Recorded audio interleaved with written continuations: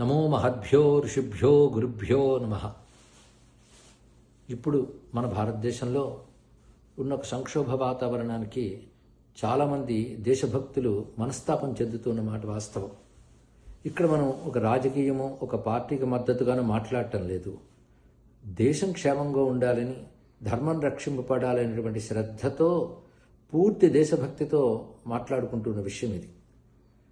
ముఖ్యంగా ఇక్కడ గమనించవలసినది, అనేక మార్లు విద్యా వ్యవస్థలో కొన్ని అరాచక శక్తుల వలనో మరొక దోషం వలనో కొన్ని లోపాలు అవకతవకలు వస్తూ ఉంటాయి.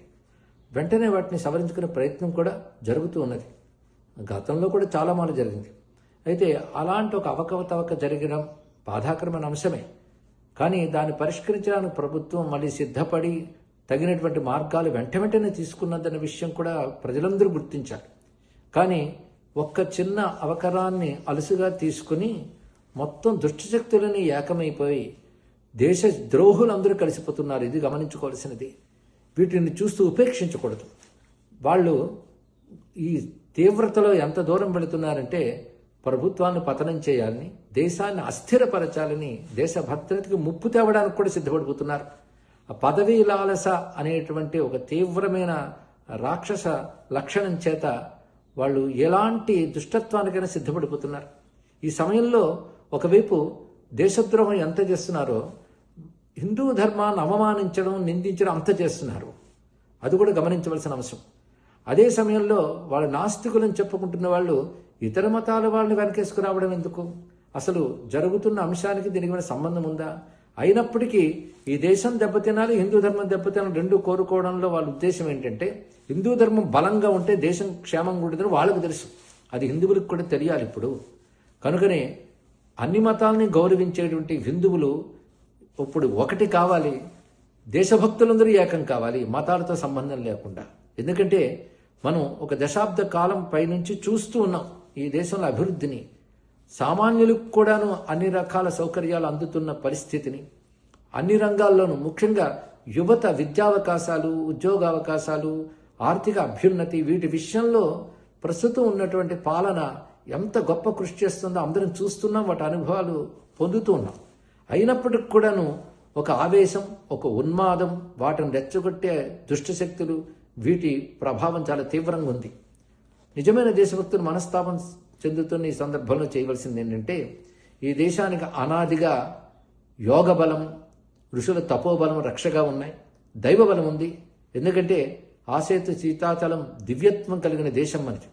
అందుకే మన దేశంలో ఉన్న సమస్త దేవతలు ప్రచోదనం పొంది ఈ దేశాన్ని, ధర్మాన్ని, నేడు ఉన్నటువంటి సుస్థిర క్షేమపాలన్నీ పదిలపరచాలని మనం ప్రార్థించవలసిన బాధ్యత ప్రతి ఒక్కరికి ఉంది. ఆ బాధ్యతతోనే ఎవరు చేయగలిగినటువంటి క్రతువులు వారు చేయాలి. మనం ఎప్పుడూ కూడా సర్వబాధా ప్రశనం త్రైలోక్యస్యాఖిలేశ్వరి ఏవమేవ త్వయా కార్యం అస్మద్వైర వినాశనం అంటున్నాం. ముల్లోకాలు క్షేమంగా ఉండాలని కోరుకునేటువంటి సనాతన ధర్మంలో పుట్టిన మన అందరం కూడాను ఈ ధర్మానికి, దేశానికి విఘాతం కలిగించే దుష్టశక్తులు కూడాను పరిమార్చబడాలని కూడా మనం ప్రార్థన చేయాలి.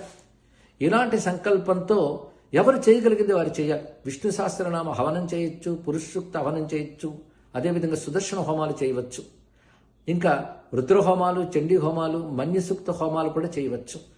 ఇంకా దశమహావిద్యలు, శ్రీ విద్యలు ఉపదేశాలు పొందిన పెద్ద పెద్ద వాళ్ళు ఉన్నారు. చండీ హోమాలు చేసేటువంటి గొప్ప గొప్ప ఉపాసకులు కూడా ఉన్నారు. వారందరూ ఏదో వ్యక్తి కోసమో, కుటుంబం కోసమో, మరొక లబ్ధి కోసమో ఇంతవరకు హోమాలు చేసి ఉండవచ్చు గాక. కానీ ప్రతి హిందువు, ప్రతి భారతీయుడు క్షేమంగా ఉండాలి అంటే ప్రస్తుతం తమ యొక్క మంత్రశక్తిని, ఉపాసనా శక్తిని, యజ్ఞం చేయగలిగే ప్రతిభని వినియోగించవలసిన బాధ్యత ఉన్నది. అందుకే ప్రతి ఒక్కరూ కూడాను పూనుకొని శీఘ్రమైనంత తొందరగా చక్కగా సంప్రదాయబద్ధంగా ఈ క్రతువులు చేయాలని ప్రార్థిస్తూ, మా వంతుగా వల్లభ గణపతి మందిరం ప్రాంగణంలోను, అలాగే ఋషిపీఠం చారిటబుల్ ట్రస్ట్ ద్వారాను కూడాను వివిధ ప్రాంతాల్లో చేయగలిగిన హోమాలు చేస్తున్నాం. అలాగే ప్రవచనాలు వింటూ, గ్రంథాలు చదువుతూ అభిమానం ఏర్పరచుకున్న వారందరూ కూడా వారి వారి ఊర్లలో సంప్రదాయబద్ధంగా ఈ క్రతువులు చేసి ప్రస్తుతం దేశాన్ని రక్షించాలి. బొద్దింకలుగా మారిపోయి దేశానికి పీడ కలిగిస్తున్నటువంటి దుష్టశక్తులు ఉన్నాయో, అసలు ఈ సమస్యలతో సంబంధం లేనటువంటి విదేశీ శత్రు కూటమి కూడా కలిసిపోయి వాటి వైపు ఉన్నది అంటే మనం గమనించాలి, గ్రహించాలి, దాని ప్రకారం స్పందించాలి. ఇది మన బాధ్యత. తప్పకుండా సకల దేవతాత్మికైన పరాశక్తి ఆ జగన్మాత దుర్గాంబిక సనాతన ధర్మాన్ని, భారతదేశాన్ని, సుస్థిరమైన పాలన్ని పరిరక్షిస్తుంది. అందులో సందేహం లేదు. అలాగే రకరకాల దురుద్దేశాలతో, దురాశలతో ఏకమవుతున్నటువంటి దుష్టశక్తులన్నీ కూడా అతి శీఘ్రంగా పలాయనం చెత్తగిస్తానన్న సందేహం లేదు.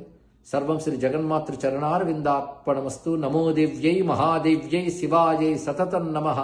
నమ ప్రకృత్యై భద్రాయై నియతాః ప్రణతాస్మతాం. సర్వమంగళ మాంగళ్యే శివే సర్వార్థ సాధికే శరణ్యే త్రయంబకే గౌరీ నారాయణి నమోస్తుతే. సర్వబాధా ప్రశమనం త్రైలోక్యస్యాఖిలేశ్వరి ఏవమేవ త్వయా కార్యం అస్మద్వైర వినాశనం. శ్రీమన్నారాయణాయ వాసుదేవాయ గోవిందాయ విష్ణవే నమో నమః. శ్రీరామ జయ రామ జయ జయ రామ.